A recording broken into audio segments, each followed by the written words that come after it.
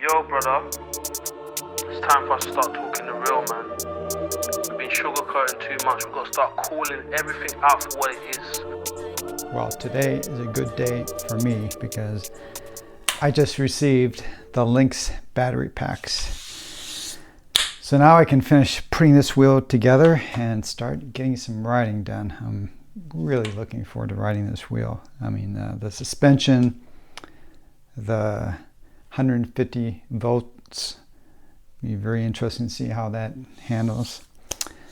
So I'm going to build up the wheel and take you along so you can see what's involved in building it, and obviously then you know what's involved in taking it apart. If you, for instance, if you want to change the tire or the control board if you have some bad luck.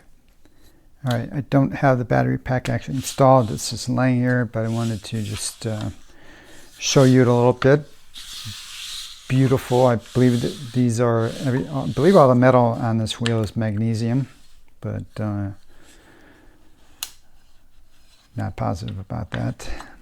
Pedals seem really nice. Upgraded pedals from the S in the patent.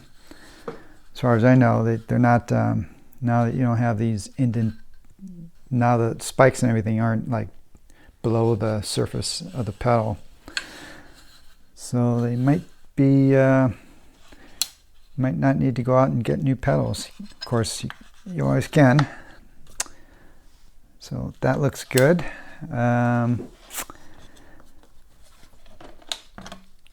It's probably pretty much like the patent. In the back side, all this stuff is plastic on the back side here. It's going to be very easy to install. I was not given a manual on how to assemble this wheel, but should be fairly easy. I got a bag of 16 of these M6 by 12s apparently. Takes a 5mm Allen wrench to install. They have Loctite pre-installed. I'm just going to go with that.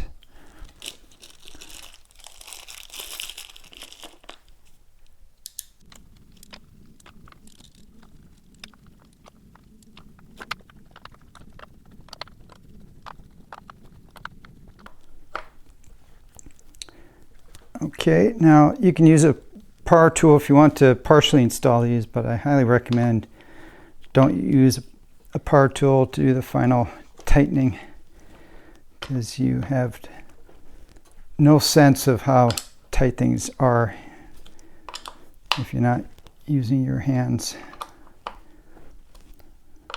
But it's your $4,000 wheel, so of course you can use whatever you want. All right, one down. I'll flip it over and do the other one. There are 8 screws to be removed to get off this plastic cover, so then I can attach the batteries, connections, and attach the battery hardware to the top. 2 of the screws are in the suspension area.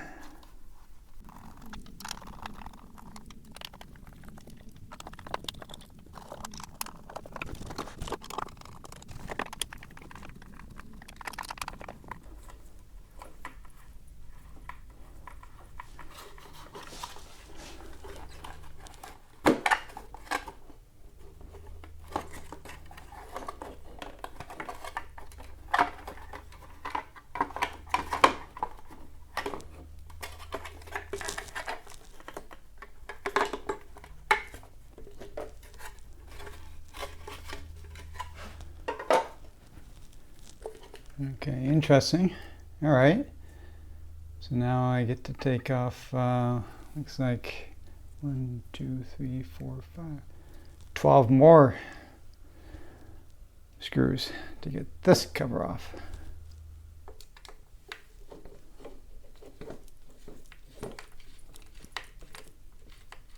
You know, I was on autopilot there. I took off a couple of screws and then I realized, hey, I don't need to open this box. It's nice and sealed, You know, if I don't have to take a wheel apart, I'm not gonna, generally I don't take a wheel apart. And I'm sure there will be there's a couple other channels out there who are great at doing teardown videos. So I'm sure you'll be able to see inside the control board if you want. But I'm going to assume it's nice and sealed in there. All the connections from the batteries look nice. So the cover was just so I can get access to the other battery connections from inside here. So let's I'll be connecting these guys up.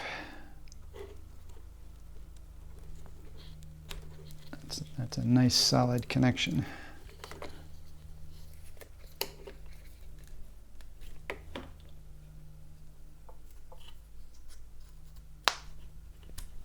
Little spark. So we've got power on half the wheel.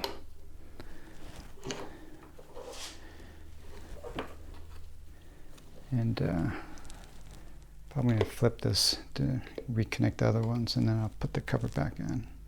Okay, I realize I can't fully put it together like this because this bump out right here actually fits in a groove on the bottom of this piece.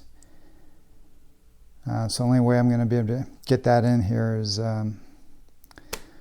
basically take off the screws, at least on one, probably just on one side of the battery, lift it up, and then I should be able to get everything to line up. But they didn't give me a manual. Well, getting this assembled was a bit harder than I thought it was going to be. Definitely don't install the battery packs first. You have to mount the top over these posts, have that secured. I had to get the help from my wife. I needed 4 hands basically, because to get this, the battery pack has to fall, basically slide down on top of these tabs. And meanwhile, the top wants to fall away from these posts because there's nothing really securing it to the posts. So my wife had to hold this, pushing against to keep that in place, while I mounted this over the tabs, attached the screws, and was done. And so that's the bottom part right now. And then I flipped it. And this part I can do, I should be able to do this part myself.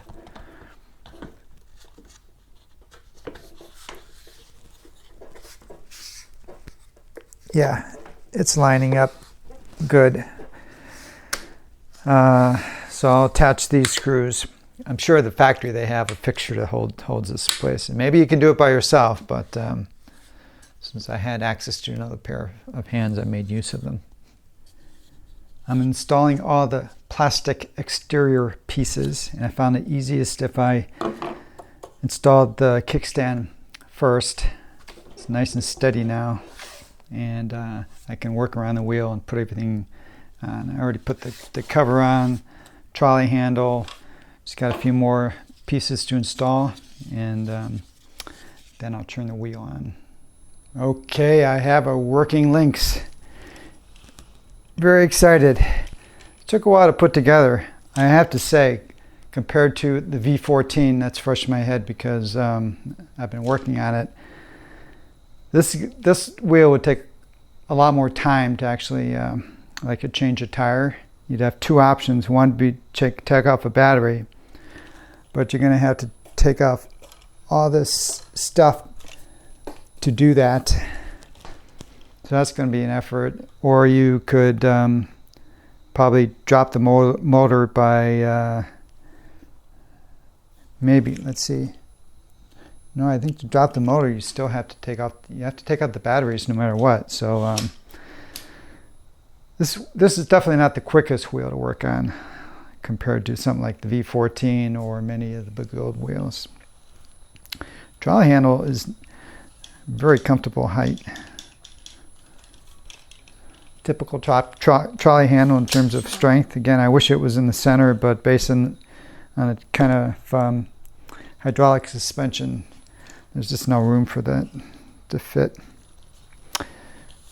Before I wrap it up tonight, let me pull you in, and I'm going to do the firmware update to get the latest and greatest. I have the latest LiproChem app, which is really nice compared to, I'm used to the Sherman, which really didn't have an app available to it. So you get all the good information, all the battery voltages, left battery, right battery. Very cool. So what I want to do is update the firmware.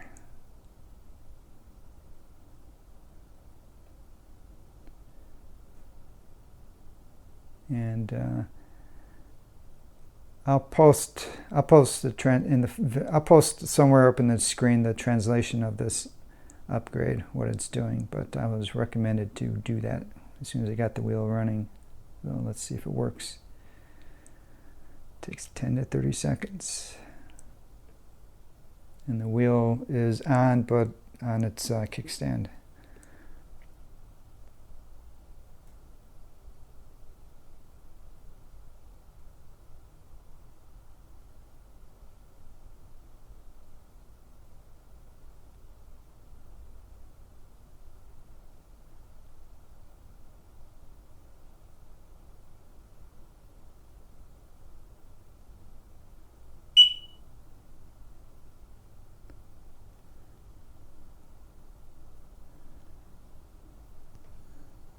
All right, cool. Check the firmware, up to date. It's 0.04. So that's good. Nice and quick. And by the way, I've switched to imperial measurements, ride mode. It's kind of cool that you can really vary this. You want to put in about middle for now. Overspeed alarm, 74 miles per hour. That should be good for me. And that's it. All right, guys. Well, by the way, I put some, I don't have any spare commercial pads on for me right now from Grizzly or Clark pads. So I think these pads Melody made for me a while back. Thanks again, Melody, if you happen to see this. So they will do for now. I did adjust this to the highest position. It might still be too low because I wear boots when I ride. So we'll see. I might have to take this off for now. I'm gonna slime the tire. Put about 5 to 6 ounces of slime in it. Check the tire pressure. I like to ride about 28 to 30 psi. It's nighttime right now. Tomorrow's Saturday, so I think I'm going to be taking it down to the beach, Pacific Ocean, and do my first ride around there, get a feel for it, see how it goes, play around with the suspension. So look for that in the next video.